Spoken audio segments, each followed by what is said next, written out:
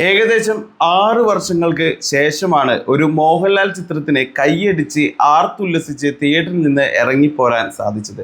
അങ്ങനെ കാത്തിരിപ്പിനൊടുവിൽ എമ്പുരാൻ റിലീസായി. 2019 ഇതിൻ്റെ ആദ്യ ഭാഗമായ ലൂസിഫർ റിലീസായത്. അന്ന് ലൂസിഫർ ഉണ്ടാക്കിയ ഓളം വേറെ ലെവലായിരുന്നു.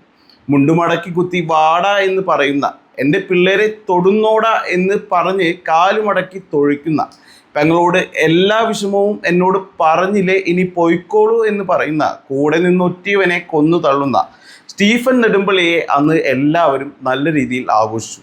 എന്നാൽ ഇന്ന് ഖുറേഷിയെ ആ ഒരു ലെവലിൽ സ്വീകരിക്കാൻ സാധിച്ചോ എന്ന് സംശയമാണ്.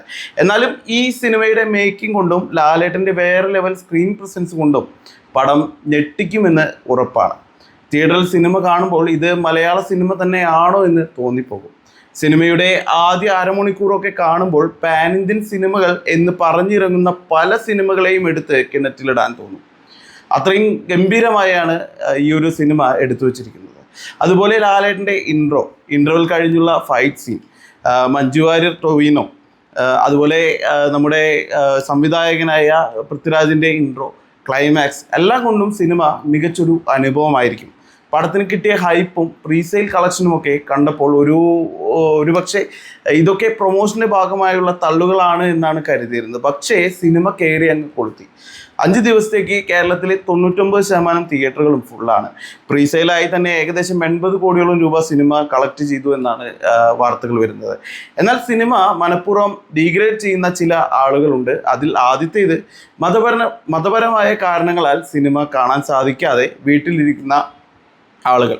അവരോട് സഹതാപം മാത്രം മതി. മതപരമായ കാര്യങ്ങളിലൊക്കെ തങ്ങളുടെ സുഖങ്ങളും സന്തോഷങ്ങളൊക്കെ മാറ്റി വയ്ക്കുന്ന ദുരന്തങ്ങളെക്കുറിച്ച് എനിക്കൊന്നും പറയാനില്ല.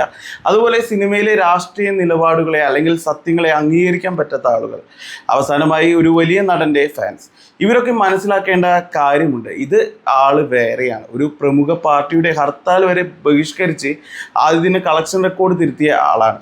ഒടിയൻ്റെ കാര്യം നമുക്ക് ഓർമ്മയുണ്ടല്ലോ.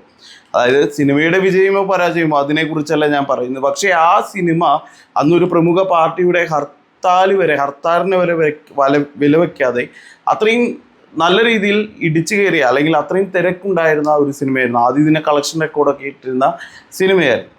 അതുപോലെ ഇത് മോളിവുഡ് അല്ല, മോഹൻലാൽ വുഡാണ്. രാഷ്ട്രീയത്തിനും മതത്തിനും ഉപരി ഇവിടെ മോഹൻലാൽ എന്നൊരു വികാരം കൂടിയുണ്ട്.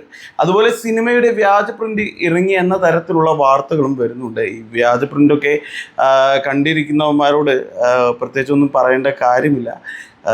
അവരൊക്കെ അത് അങ്ങനെ കുറേ ജന്മങ്ങൾ. മാക്സിമം സിനിമ തിയേറ്ററിൽ തന്നെ കാണാൻ നോക്കുക. അതുപോലെ തന്നെ OTTക്ക് വേണ്ടി കാത്തിരിക്കരുത്. തിയേറ്ററിൽ കാണാനുള്ളൊരു മുതലൊക്കെ ഉണ്ട് സിനിമ.